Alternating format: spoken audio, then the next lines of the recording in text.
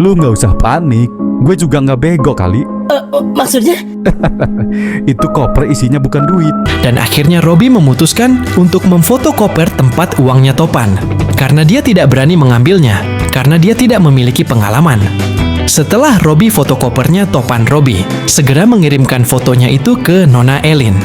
Nona Elin yang melihat koper itu difoto sama Robby. Nona Elin sangat-sangat senang di saat itu. Langsung menelpon Pak Ferry bodyguardnya dan menyuruhnya untuk menemuinya di kolam. Nona Elin pun menyuruh bodyguardnya untuk mencuri koper tersebut pada malam itu juga. Bodyguard Nona Elin pun telah sampai di rumahnya Dot. Dot yang mendengar suara mobil yang berhenti di depan rumahnya pun bangun. Dot langsung mengecek lewat jendela suara mobil tersebut. Dot pun kaget setelah melihat mobil yang baru saja berangkat pernah berhenti sejenak di depan rumahnya. Robby pun sangat menyesali perbuatannya itu karena Robby telah mengkhianati Topan. Robby berjanji setelah keinginannya terpenuhi untuk mendapatkan uang banyak, dia akan berhenti bekerja sebagai mata-mata. Singkat cerita, pagi pun tiba dan menceritakan tentang kejadian semalam yang dia lihat. Tapi Topan tidak percaya kepada Dot. Topan kira Dot lagi ngigo. Dehot langsung mengajak Topan untuk ngopi di depan rumahnya. Saat mereka lagi asik ngopi, Dot teringat tentang kejadian semalam. Mereka pun lari untuk mengcek kopernya Topan. Dan benar saja, mereka pun kaget karena melihat kopernya Topan sudah ada di dalam mobil. Robby yang baru bangun, dengan wajah santai Robby kayak enggak kaget hal kejadian itu. Topan sangat curiga kepada Robby. Robby yang menyesali perbuatannya itu, lagi-lagi tergiur sama uang yang diberi Nona Elin. Topan dengan muka santai menjawab, koper yang ada di dalam mobil itu isinya buka uang. Dot dan Robby pun kaget setelah Topan ngomong seperti itu. Bagaimana kalau Nona Elin tahu bahwa koper yang dicuri Pak Ferry itu bukan isinya uang? Akankah uang yang diterima Robby akan diambil kembali sama Nona Elin? Robby tidak berpikir masa seorang mafia sekelas Topan menaruh uang satu koper di dalam mobil.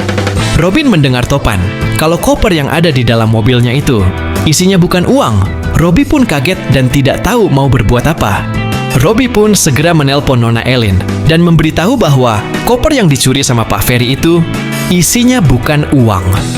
Nona Elin langsung menelpon Pak Ferry dan menyuruhnya untuk bertemu dengan Nona Elin. Pak Ferry langsung diperintah untuk mengecek koper yang dicuri di dalam mobilnya Topan. Setelah Pak Ferry membuka kopernya, Pak Ferry sangat kaget karena isinya bukan uang.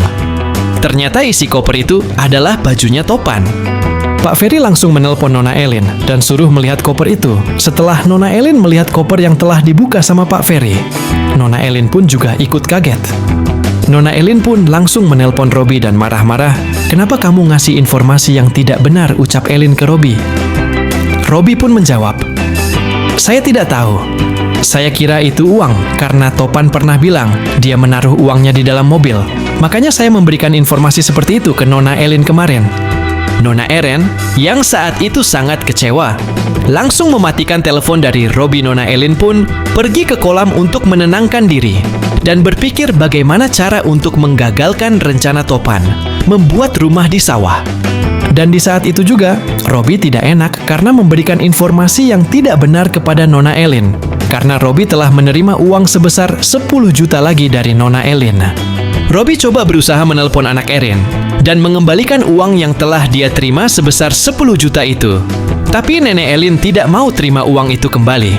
Karena Elin bilang kepada Robby, ambil aja uang itu. Anggap aja itu hasil kerja kerasmu malam ini. Walaupun hasilnya tidak benar.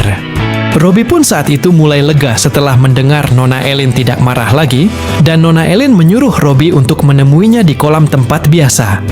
Mereka pun menyusun strategi selanjutnya. Bagaimana cara menggagalkan rencana Topan? Bagaimana seandainya reaksi Topan saat tahu ternyata dalang dibalik hilangnya koper di dalam mobil itu adalah Robby mata-matanya. Dan di sini Robby juga sangat ceroboh karena Robby sangat takut Topan melaporkannya ke polisi. Dengan itu, Robby bakal tambah dicurigai sama. Karena kenapa Robby takut? Akankah Robby tidak akan ditemani lagi di game PUBG setelah mereka tahu kalau dalang dibalik masalah ini adalah dia? Robby pun akan menjelaskan kenapa dia bisa bekerja menjadi mata-mata kepada geng 5J. Robby melakukan itu hanya untuk mendapatkan uang demi keinginannya itu, karena tidak ada pilihan lain selain bekerja seperti itu. Mungkin dengan itu geng 4G dan Topan akan memaklumi perbuatan Robby itu, karena dia tahu posisi Robby di saat itu sedang membutuhkan banyak uang. Cukup sekian informasi yang dapat saya berikan. Jangan lupa like, komen, dan subscribe untuk mendapatkan bocoran-bocoran tentang masalah Robby dan Topan.